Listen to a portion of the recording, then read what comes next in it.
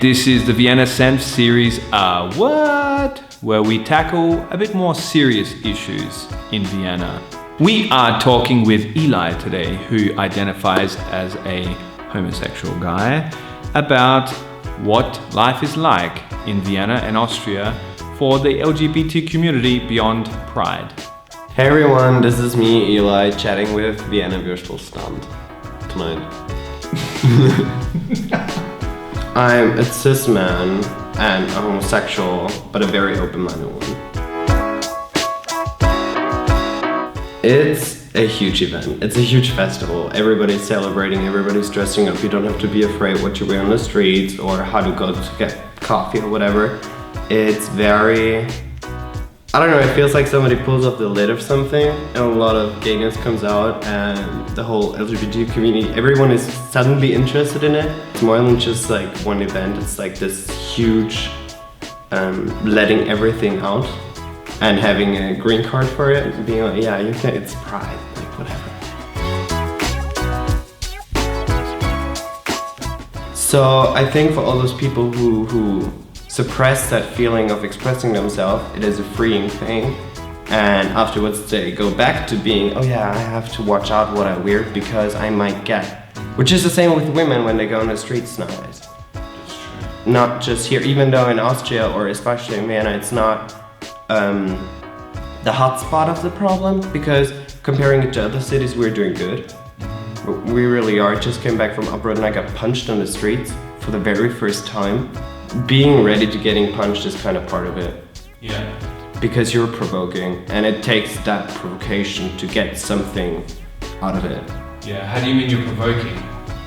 Well, if I'm going to a heterosexual, if I'm going to a straight club, for example, and I'm dressed in a more gender fluid way, high waist, very tight, makeup and all my friends and myself in glitter with 4 girls or something, and a little bit of heel maybe, like, people gonna look and people gonna say stuff. And depending on the city and where you are and what they grew up with and what they think is okay, they act so.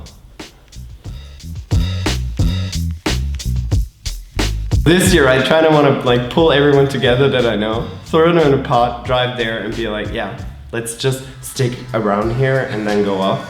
So I'm planning to go very big, and outfit-wise, I haven't actually decided yet.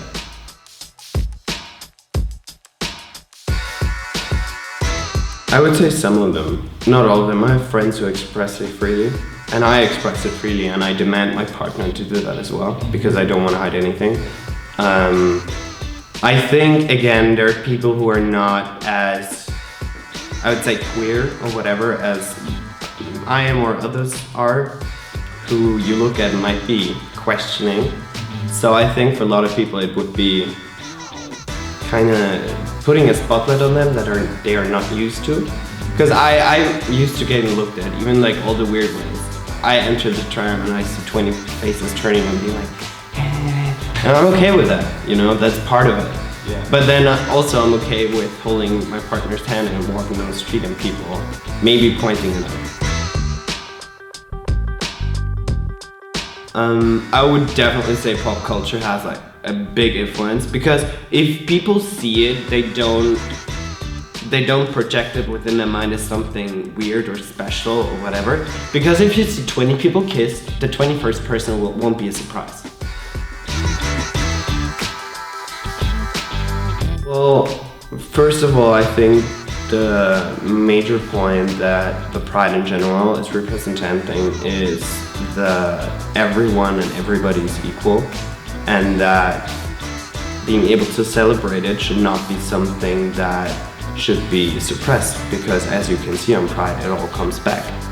So I think for me, or for people in general, the Pride is standing for a step into the future, where you have at least one part of the year, at least 2 weeks, where you can celebrate that, and the rest of it has an afterglow. Because, you know, if it's Pride past and you have a month later still glitter on, it's okay, because it was Pride. And people respect that. So I say, yeah, give us more festivals and stuff, but then again, thanks for the one we have, because that's more than others do.